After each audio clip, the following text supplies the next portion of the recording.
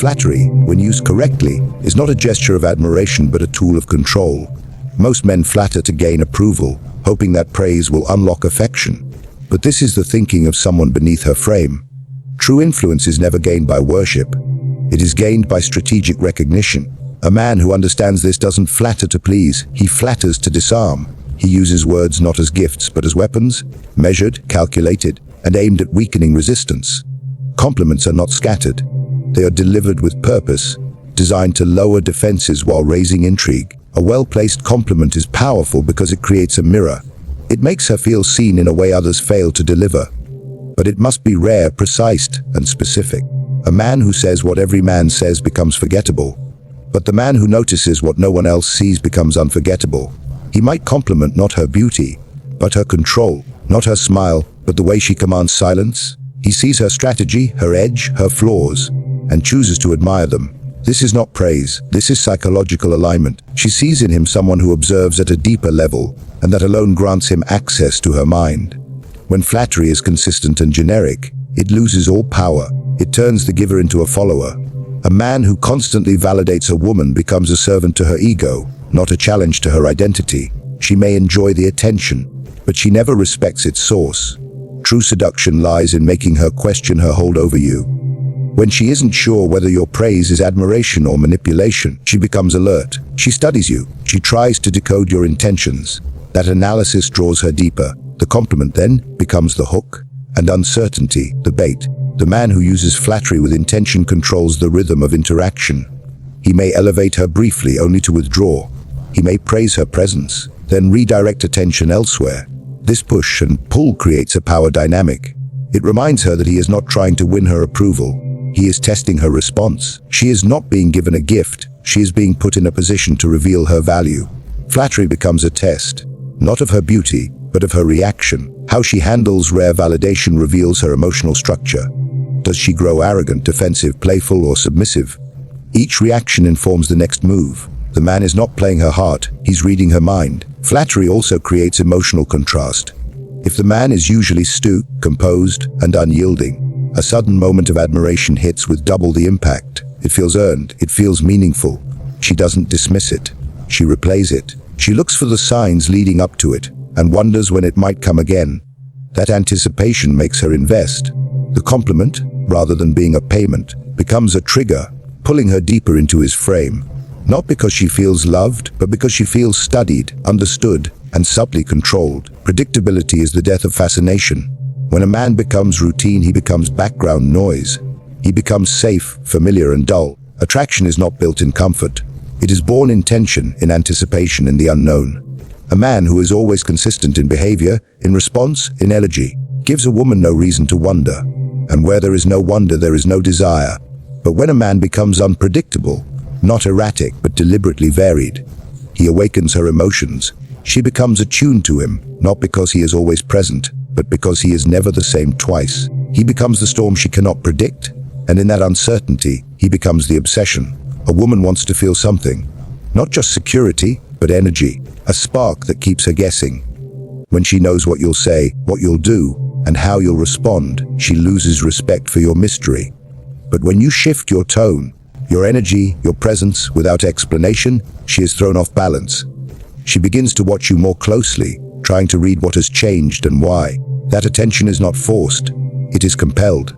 She becomes emotionally invested not by what you give, but by what you withhold and reveal at strategic moments. This unpredictability does not mean being chotic. It means being calculated. One day you are warm, attentive, and engaging. The next, you are distant, focused, and silent. Not out of anger, but out of control. She can't accuse you of mistreatment because your detachment is not cruel. It is composed. It suggests you are absorbed in your world, not defined by hers. That unpredictability tells her she cannot anchor herself in you, and that realization drives her to work harder for your attention, to re-earn the connection she once felt. In this dynamic, you do not lose her, you keep her engaged. The man who is the storm is not swayed by emotion, but he uses it as a weapon. He knows when to touch her soul and when to disappear into the shadows. He knows when to show vulnerability and when to show indifference. Each shift is a move on the board. Each silence is a message. Each burst of intensity is followed by quiet retreat. This rhythm of presence and withdrawal is the heartbeat of dominance. It reminds her that he cannot be tamed, that his spirit is not easily caged. And she does not want a man she can cage. She wants one who forces her to chase freedom just to be near it. Routine is where most men die in her mind. They get comfortable. They try to please. They seek stability, not knowing that stability without contrast becomes dull. But the man who is the storm understands that chaos, when controlled, is seductive. He does not exist to comfort her. He exists to awaken her, to remind her of danger, to pull her out of her world and into his. Not with promises, but with presence. Not with patterns, but with power hidden behind unpredictability. She doesn't know what version of him she'll meet, but she knows she wants to find out. Every time, a man who understands the rules behind the illusion never plays by the ones set before him. He creates his own gravity. Through frame-controlled detachment, unapologetic power, strategic flattery, and calculated unpredictability, he stops seeking and starts commanding. He does not chase women. He shapes the conditions under which they chase him. His value is not presented, it is implied. His presence is not explained, it is felt. He does not aim to be liked. He aims to be unforgettable. Women are not drawn to men who give them everything. They are drawn to men who control what they reveal. A man who thinks like this is not living in reaction. He is not waiting to be chosen. He is the chooser. He is the one who controls the rhythm, dictates the tone, and defines the meaning of every interaction. Not through force, but through mastery. Not through noise, but through silence that speaks louder than words. He is the storm. He is the stillness. He is the question that lingers long after the conversation ends. Not because of what he gave her, but because of what he made her feel. Uncertainty, tension, desire, challenge. And in a world full of men trying to impress, the one who commands without asking leaves the deepest mark. To control the frame is to control how reality is perceived. And perception, in all human interaction, is stronger than truth. A man who masters the frame does not react. He imposes. He is not a guest in the moment, he is the architect of it. When a man enters a room and quietly takes ownership of the air, not through noise but presence, the dynamic shifts. He speaks less, but says more. His tone, his silence, his posture, they all construct a frame around him, one in which others begin to play by his rules without realizing it. Women are especially attuned to frames because they are instinctively drawn to dominance, not the loud kind, but the silent authority that commands rather than begs. A man who controls the frame doesn't ask to be liked. He assumes it. When you allow someone else to define the meaning of an interaction, you place your power in their hands. If she believes you are seeking her validation, she now holds the higher ground. But if you define the moment from the beginning, by controlling your speech, your expressions, your reactions, she is left responding to you. This is not about arrogance. This is about influence. The man who waits to see how she will respond has already submitted. The man who speaks and behaves as if he knows exactly how she will respond is the one who creates the script she follows. Every social interaction is a negotiation of roles. Most men approach a woman hoping to win her over, hoping she will approve, hoping she will choose them. That hope becomes visible. It becomes desperation disguised as enthusiasm. It makes the woman the selector and the man the applicant. But when the man holds the frame, it is he who evaluates, he who observes, he who chooses. She senses that her approval is not being sought, it is being assessed. This subtle reversal turns the interaction into a pursuit, where the hunter is now the hunted.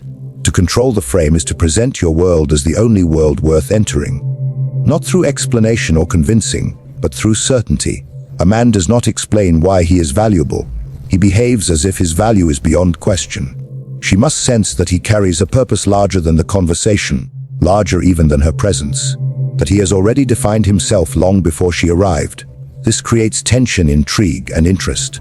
She leans in not because she was told to, but because the frame demands it. She will test that frame. She will tease, provoke, question, or challenge, not to destroy it, but to feel its strength. If the frame cracks, the illusion dies. But if it holds, if the man remains unmoved, composed, indifferent, she surrenders to it. Because beneath every test is the question, are you who you say you are? And most men fail not because they are weak, but because they do not even realize they're being tested. The man who controls the frame is never shaken. He knows who he is, he knows what this is, and he controls not only the moment, but her experience of it. Detachment is the most powerful weapon a man can wield in the realm of desire. When a man is emotionally distant, Composed and unfazed, he becomes a puzzle that demands to be solved. Mystery is born from absence, not presence. When a man gives too much too soon, he eliminates the very tension that creates attraction. Most men flood a woman with attention, emotions, and eagerness, thinking they are showing affection, when in reality, they are stripping themselves of value. Desire does not grow in saturation. It grows in silence, in space, in the unknown. A man who reveals little becomes everything she imagines. A man who reveals everything becomes nothing to wonder about. Scarcity is the currency of value. A thing too available is never truly desired. Women are drawn not to the man who is always present, but to the one who appears and disappears on his own terms, the one who seems immune to their pull, the one who offers glimpses but never full access. Emotional detachment is not cruelty, it is control. It is the quiet mastery of impulse. A man who is not desperate for attention, affection, or approval creates a gravitational force. His lack of need becomes his greatest strength. The more he withholds, the more she invests. Every act of detachment fuels the fire of curiosity. When he does not explain himself, when he chooses silence over reassurance, he forces her to chase clarity. She begins to wonder what he's thinking, why he hasn't responded, what occupies his mind. That mystery becomes obsession. In her pursuit of answers, she gives energy, emotion, and focus to the man who remains still. This is where power is built, not in what is said, but in what is left unsaid. Not in what is shown, but in what is withheld. Women are not attracted to emptiness. They are attracted to depth that is hidden. They crave the story behind the silence. A detached man is not reactive. He does not respond to every text, every emotional provocation, every subtle test. He remains centered. His actions are deliberate. He is not influenced by moods or manipulation. And that unshakable stillness becomes intoxicating. In a world of emotionally erratic men, he is the exception. He stands out not by what he does, but by what he chooses not to do. He does not chase validation. He does not explain his silence. He does not give more than necessary. His value increases every time he walks away without flinching. Detachment also protects the man from falling into emotional traps. It allows him to observe without becoming entangled. While others are drowning in feelings, he remains above the water, analyzing the game as it unfolds. Women sense this distance, not as rejection, but as dominance. They don't see a man withholding, they see a man in control. And control, when combined with enigma, becomes irresistible. She is drawn in, not because he tries to pull her, but because his refusal to reach out makes her reach in. The less he shows, the more she feels. The less he gives, the more she wants. A man who projects power without the scent of need becomes a force that naturally attracts. Women are not drawn to desperation, no matter how cleverly it's disguised. They are drawn to certainty, to composure, to the man who walks into a room with a purpose larger than the need for attention. Need reveals itself in subtle ways. Over-texting, over-explaining, over-investing. It reveals itself in eagerness, in eyes that seek approval, in words that chase validation. The moment a man shows that her response dictates his state of mind, he forfeits the upper hand. Power is never in pursuit. It is in positioning, and the man who understands this never chases. He allows himself to be found. He speaks less, but with conviction. He moves slowly, deliberately. Every gesture feels intentional. There is no rush in his presence, because he is not trying to reach her. He is simply existing in a state of complete self-possession. She is not his goal, she is the witness to his journey. That alone shifts the dynamic. When a woman feels that a man's life is full, focused, and disciplined, and that she is not essential but optional, her curiosity sharpens. She begins to wonder where she fits. She feels the challenge, and attraction blooms in the face of that challenge. Power is also communicated through silence. A man who can sit in silence without anxiety, without grasping for conversation or approval, speaks louder than words ever could. He is not uncomfortable with the unknown. He does not fill space to win favor. He waits, he listens, he observes, and in doing so he reveals his depth. Women instinctively sense the difference between the man who wants something from them and the man who is simply letting them orbit in his presence. The former is disposable. The latter is unforgettable. Need is reactive. It bends to emotion. It apologizes unnecessarily. It fears rejection. But power is unmoved. It is anchored. It stands firm regardless of her mood, her tests, or her beauty. When a man projects that kind of steadiness, it becomes magnetic. He is not trying to impress. He is not performing. He is not measuring his words against her response. He speaks truth because he lives in it. She sees it in his eyes, in the way he doesn't flinch, in the way he doesn't explain when he walks away. That confidence doesn't need to be loud, it just needs to be unwavering. Women test men for one reason, to discover who is in control. And most men fail because they respond emotionally, because they try to please, because they fear loss. But the man who truly owns himself never fears losing what he does not depend on. That is the essence of dominance. Not through aggression,